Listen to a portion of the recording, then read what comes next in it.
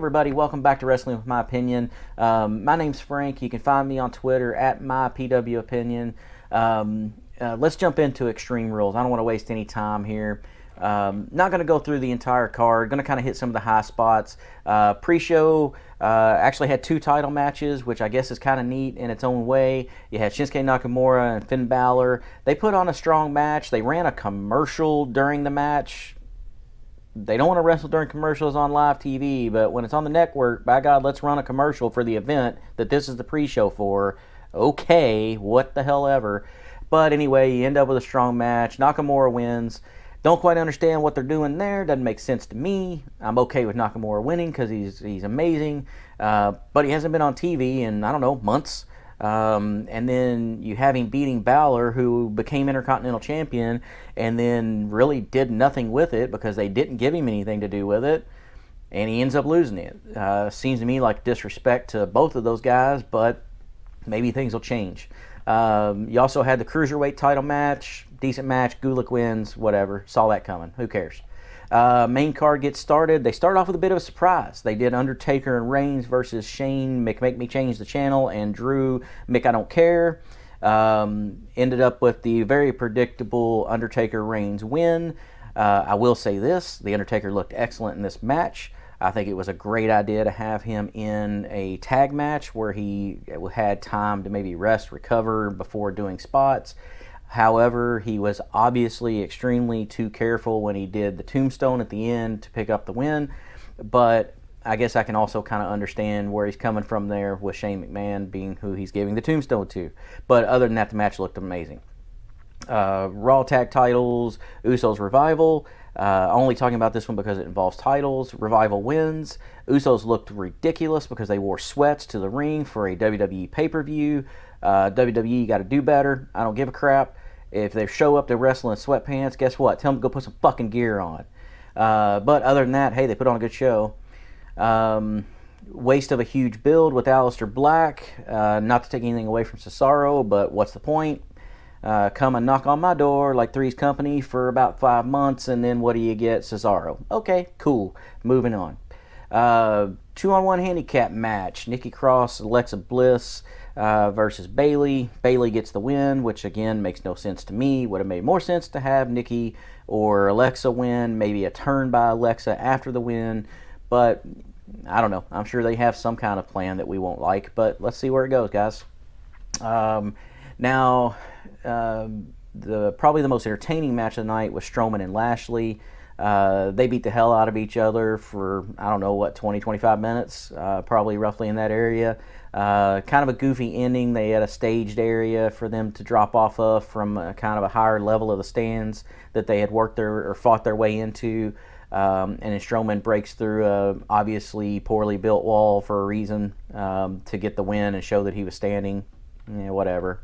Really not going to cover the tag titles for SmackDown very much, but you end up with New Day becoming the new champs. It was a fun match.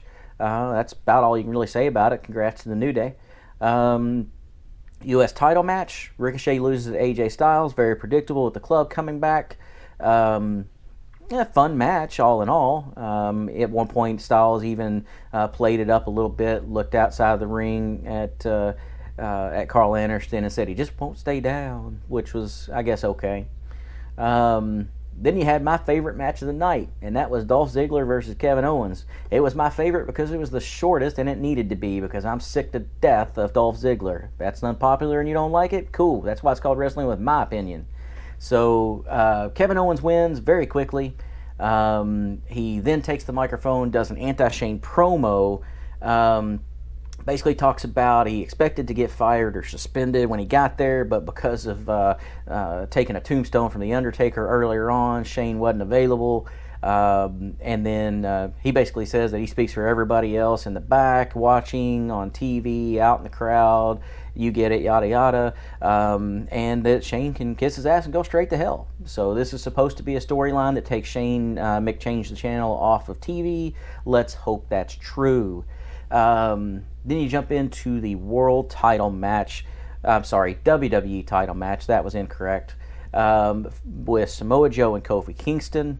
I've enjoyed Kingston as the champion, but it was time for Joe to get his chance. They didn't go that route.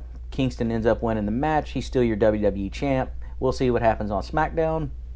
Now you get into the Extreme Rules mixed tag with Baron Corbin, Lacey Evans, Seth Rollins, Becky Lynch.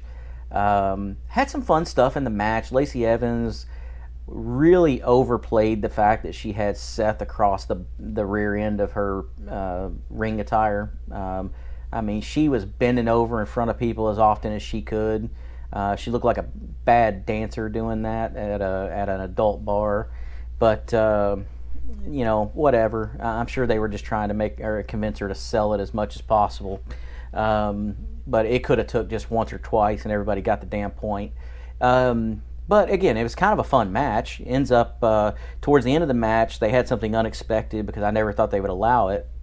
With Becky took an end of days from Baron Corbin, which was very interesting that they did that, considering how anti-intergender they've been as far as contact. But they did it. It actually was a fun spot. That sets Rollins off. He then goes on the attack, dominates Corbin for about 1.5 to 2 minutes with multiple stomps, and that's the end of the match because he pins him and wins. And then the ever predictable and even spoiled by Paul Heyman that here comes Brock Lesnar, and this is where you lose me, WWE, because I could care less if he's your champion. That belt is pointless if it's on him, and go to hell for it. So anyway, he's your freaking champion. If you like it, have fun with it, because I'll turn it off anytime he comes out on the damn TV, including tonight. Hope you enjoyed Extreme Rules. This was my review of it. Hit that subscribe button. Give the video a like. If you didn't like my opinion, give me yours in the comments. That's what this channel's